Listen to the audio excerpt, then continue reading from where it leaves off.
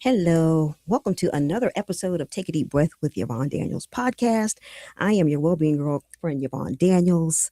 And today we're talking about something that needs to be talked about. And a lot of times people may not want to talk about it, but it definitely fits in what we do here. Of course, I'm always encouraging you to embrace the power of giving your body permission to relax, which we do one deep breath at a time. This is for better choices, health, and wealth.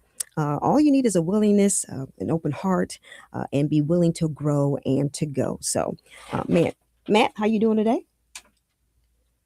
Hey, what up, though? How are you doing today? I am doing well. We've got our guests. We're going to talk to our guests, but Matt, you know how we start off every podcast, and my guests can do that as well. Come on, let's go. With the deep breath. In and out. All right. So before we get into the meat of today, I hope you are having a wonderful day. Of course, you know we are all about stewarding that wealth that we are born with, which is our health. Yeah. So the way we do that is by getting enough sleep, accepting responsibility for our well-being, taking as many deep breaths as possible, tuning into our bodies, and of course, moving our bodies. All right. So today we're talking about the fact that August, we are smack dab in the middle of August. This is National Minority / Multi-Ethnic Donor Awareness Month.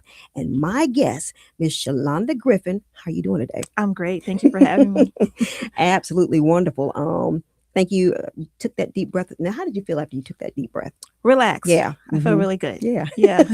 It definitely gives your body permission to relax. And, like I said, we need that for better choices. And just as we're thinking about things and talking about donor awareness, and just being an organ donor, I met you maybe a couple months ago and at an event, and you and I were talking about it. And I'll be honest, I was like, yeah, I ain't with that. And you kind of shared, just some of the reasons why people might want to think about it. First of all, you are with an organization called the Gift of Life Michigan.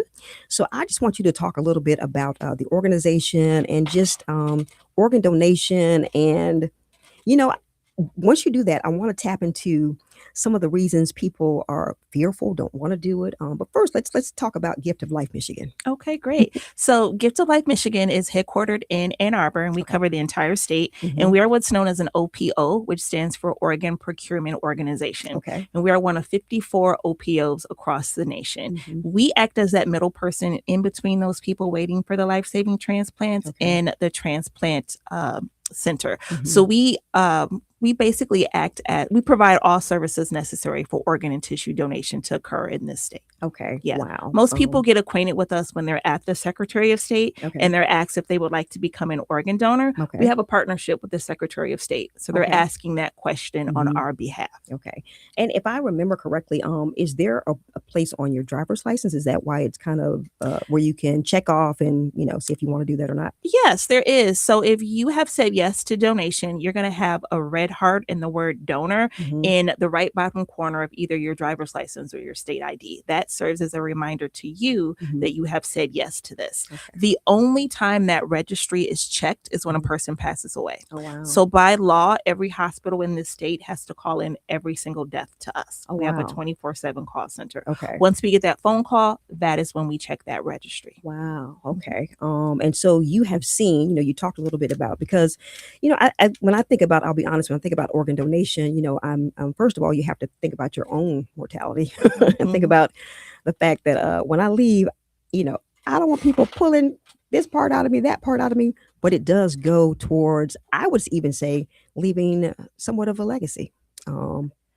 your, after you've left, you can still be a responsible person in having the organs that are able to, be used. Someone, it can save their life, help them live a better life. Right. Yeah. So here in the state of Michigan, there are over 2,500 people who are waiting for life-saving transplants. Wow. Nationwide, it's more than 100,000 people. And here is I don't want to say a fun fact, so I'll say just a fact. Yeah. Every 8 minutes in this country, a new name is added to that waiting list. Wow. So there are hundreds of people being added every single day, which is really heartbreaking when you stop and think about it. And like you said, you do have the power to leave a legacy. You could be an actual life-saving hero by saying yes to donation. One day we're all gonna leave this earth. I know it's not a fun thought, but it's true. Yeah. People much smarter than me have tried to run from death, but it catches up to us every time. And by saying yes to donation, we can help someone spend more time with their family. We can help them have their health restored. We can help a parent spend more time with their children. Best friends can make more memories together. We really can have the power to basically take on a second family by saying yes to donation.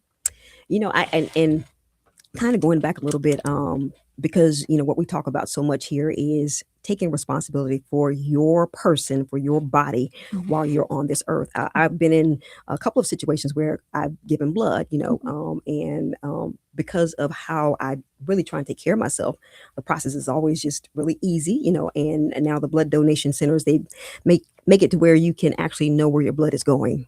Say, it went here, it went there, once again, this is a little different because, you're thinking about, well, when I pass. So my thinking is, take care of yourself, be responsible for your person while you're here on this earth. When you die, you will be able to have more healthy, tissues and things that, like you said, we're all gonna, it's gonna happen. Correct. So for people, and they can use everything off the body. They can. I'm glad that you said tissues too, because most people just think organs. And yes, it is organs. There are 8 organs you can donate. You have 2 kidneys, you have 2 lungs, you have your liver, your heart, your pancreas, and your intestines. Wow. But there are also tissues. Tissue is going to be things like skin. Let's say you're someone who you've been in a fire, you've been burned. Donated skin can be used to create skin grafts. Maybe you are someone who has had breast cancer. You receive a mastectomy. Now you're getting breast reconstructive surgery. That comes from donated skin.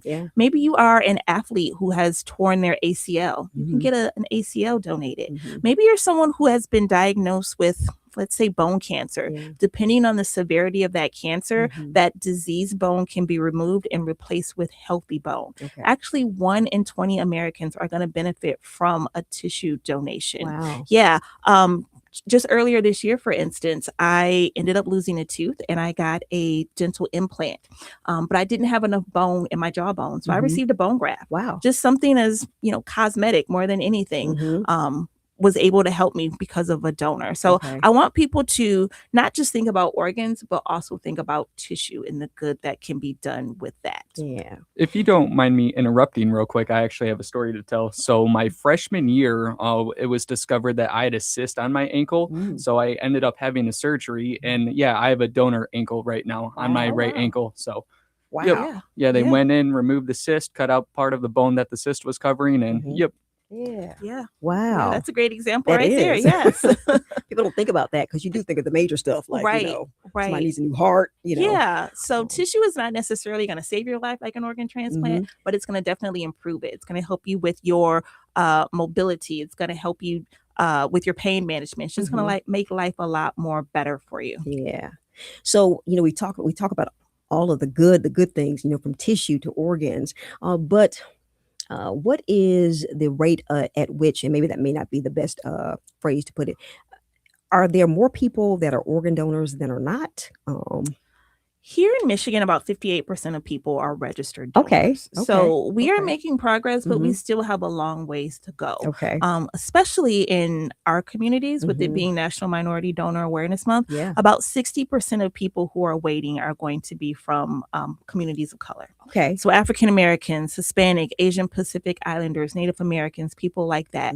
You can receive a transplant from anyone. They don't need to be the same gender. They don't need to be the same race. But your very best match is going to be someone who shares your same ethnicity. Right. So the more diverse we can keep that registry, the more lives can be saved. So during this time, that's when we just give special attention to those communities and just try to bust a lot of those myths and a lot of those fears that can prevent people from joining the registry. Because I'll be honest, and it's not like it's a conversation that I have a lot, but those few times that I have, I'll be honest, and I've been thrown in there too. I'm like, yeah, I'm good. You can keep me all together and just put me in the ground, and and I think it is because of maybe some of the stories, that we've heard. I will be honest with you. A young man that worked here a few years ago said that he had a friend that was in a terrible car accident. It was really, really bad, and they were really just doing all they could to keep her, alive and things of that nature.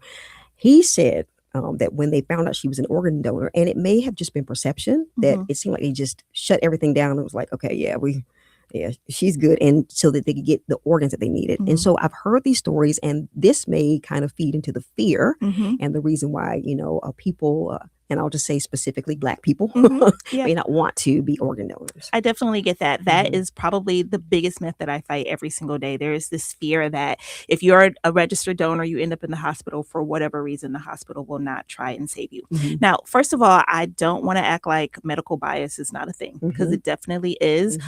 We have not always been treated kindly during the course of history. That is very, very valid fear.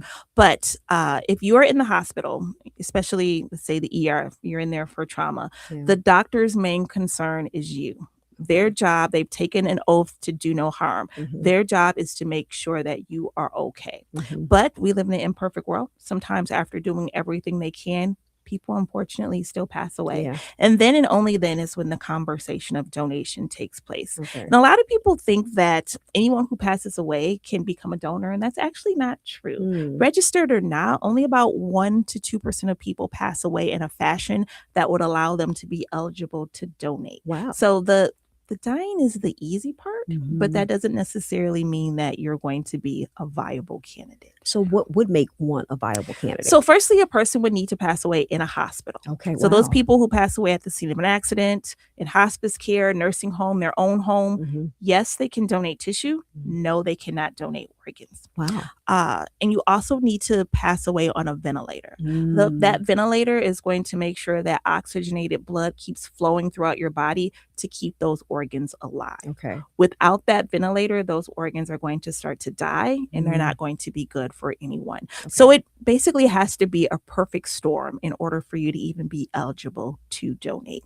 You also have to be ruled free of, infections, sicknesses, certain things like that, to make sure that that organ is healthy enough to be used by someone else.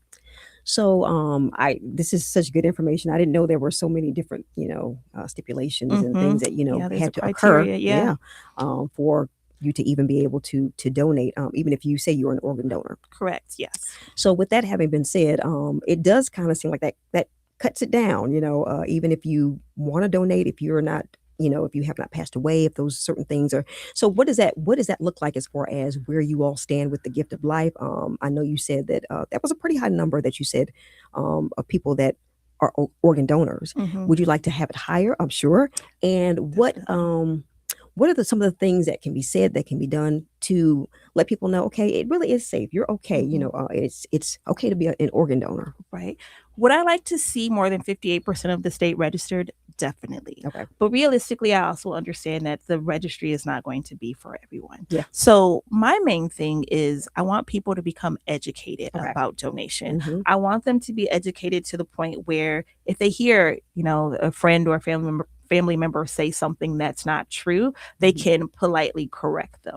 It is those myths that stop people from joining the registry. Full disclosure, up until my husband got sick, I was not a registered donor because my grandma told me if I ended up in the hospital for whatever reason that they wouldn't save my life. And I'm like, well, grandma's never steered me wrong. Why would I listen? Why would I not listen to her now?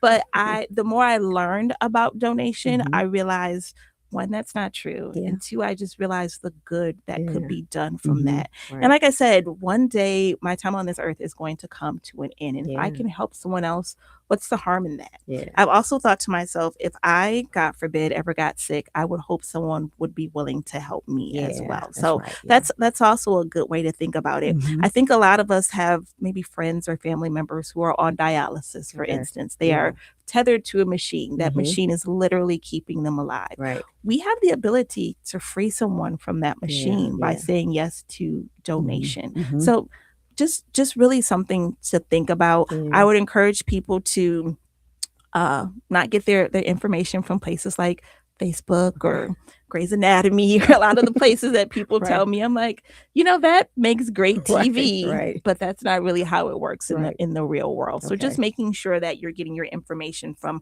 reputable sources. And speaking of reputable sources, we've got Gift of Life Michigan. If someone now, what resources, what information do you all give about? I'm sure that you educate people on organ donation and things of that nature. Right. So, of course, you can always go to our website, Yep. golm.org. You can see all the things we're doing across the state. And of course, we're going to provide information, bust a lot of myths. One of the big things that I do in my job is I go out to schools. I go out to high schools and junior highs because these students are going to be eligible for their driver's license pretty soon, right? And they're going to be asked if they would like to become a donor. Well, we don't want the first time they hear about organ donation to be when they're standing in front of a clerk at the registry. So I go into classrooms, I talk to students about donation. We learn, what does donation mean, what organs and tissues can be donated, what the donation process looks like. We talk about what saying yes to donation means as well. The coolest thing is I bring actual human organs and tissues with me. So students can see a liver, a heart, a kidney up close and personal. I think it makes it a lot more real for them. And I also just allow them to ask any questions that they want. Like, tell me about that video you were watching on TikTok. You got a question about that? And we do our very best to answer those questions. Sometimes I will have someone who is either a recipient or maybe they're part of a donor family come along with me and share their experience as well. Plus, we're always just out in the community. Just last week, like I saw you at Party on McCarty, where they're providing information tables, just taking questions from people. Well, this has been an eye-opener, and I tell you what, it's, knowledge is power. You need to know. It definitely helps you to make better decisions. And so folks want to give that website one more time for Gift of Life Michigan. It is golm.org. Okay. And of course, I know this has been heavy, but something that needed to be talked about. So I thank you so much for joining me for another episode of Take a Deep Breath with Yvonne Daniels. And I think we definitely need to end it the way we always end it, Matt. Yes? With the deep breath. Let's go. All right. So you can go back and listen to this. You can share it with someone that you may think needs to hear this information. Thank you for joining us. You can like, subscribe, share. Also join us at deepbreathandtastebuds.blogspot.com. And I will see you in the next episode. Thanks, Shalonda. Thank you. Good stuff.